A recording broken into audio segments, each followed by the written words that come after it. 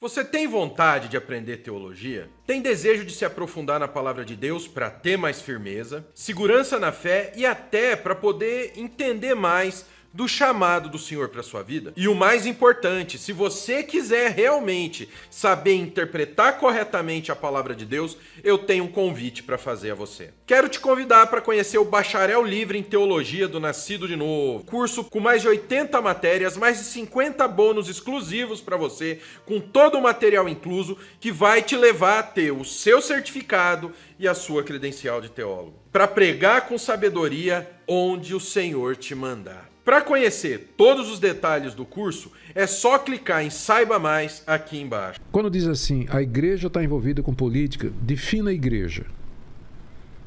Você quer dizer os evangélicos, mas os evangélicos não são homogêneos. Tem uma linha dos evangélicos, especialmente os neopentecostais, eles se aliaram ao governo, o atual governo, não o eleito, mas ao governo de Bolsonaro, com tudo, com poucas restrições, né? Quase nenhuma restrição, se aliaram para valer mesmo.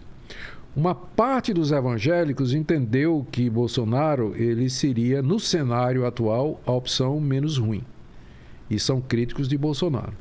E outra parte dos evangélicos, como ficou aí claro nas urnas, optou pelo outro candidato, né?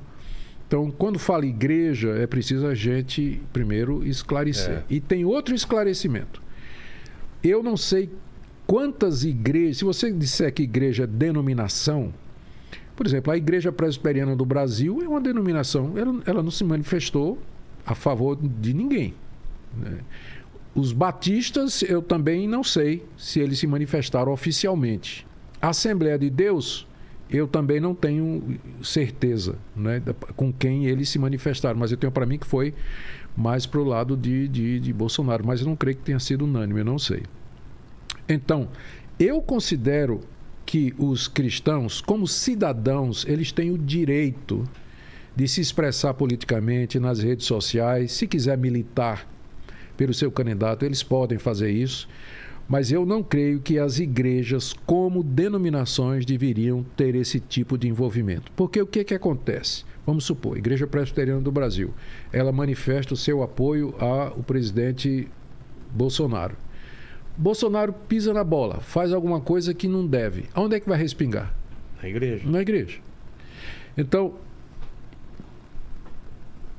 por isso eu sempre tive reticências a adesões ou manifestações por parte da igreja enquanto organização.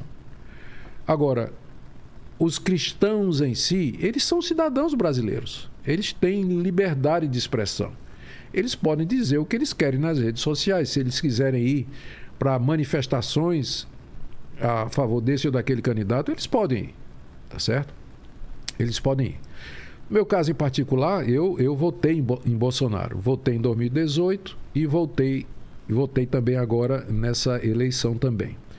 Mas eu sou daquela linha que diz assim, eu votei porque eu entendo que a outra opção não seria a melhor. E aqui não tem a ver com pessoa, tem a ver com a agenda de costumes, que geralmente define para o evangélico.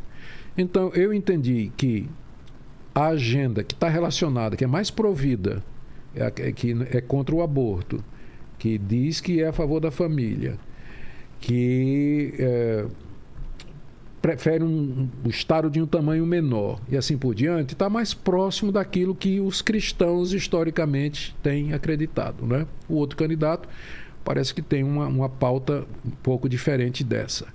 Então, por conta das pautas, eu votei no Bolsonaro, mas sempre não deixo de ser crítico. Entendi. A maneira como ele conduziu algumas coisas. E, aliás, não é, que candidato, né, a gente jamais teve, né, no Brasil que poderia a gente dizer assim que era o candidato ideal, que não tinha defeitos nem nada. O que me preocupa às vezes a pessoa idolatrar um político como se fosse um Deus, alguma coisa. Eu tenho dito nas minhas redes sociais que a igreja sobreviveu ao Império Romano. Nero era o imperador. Depois dele vieram mais 10 perseguiões chamada de pogroms também, patrocinadas por diferentes imperadores até o Édito de Milão de Constantino e depois o Édito de Elvira, que tornou respectivamente, sequencialmente, o cristianismo uma religião legal e depois a religião oficial do Império Romano. Os cristãos sobreviveram. E a Bíblia manda orar pelas autoridades, quem quer que seja. Quando Paulo escreveu que a gente deve orar pelas autoridades, era Nero que era o imperador. Então, a gente ora pelas autoridades. Agora, isso não quer dizer que a gente não seja voz profética. A função da igreja é dizer ao governante, olha, você está extrapolando o seu mandato. Quando eu falo igreja, isso pode ser através dos meios legais. Tem que ser através dos meios legais. Isso pode ser o indivíduo. Ele pode se expressar e dizer, o governante está ultrapassando o limite do seu mandato.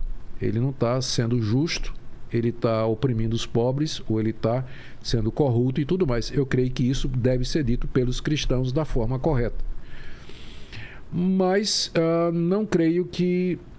Eu penso que a igreja se perdeu um pouquinho durante esse período de eleição, não é? Não é que, como eu disse, não é que os cristãos não podiam manifestar o que eles queriam, mas poderiam ser mais... E isso à direita e à esquerda, né? Poderiam ter tido mais um pouco de sabedoria nisso aí, Vilela. Concordo. É o que eu penso.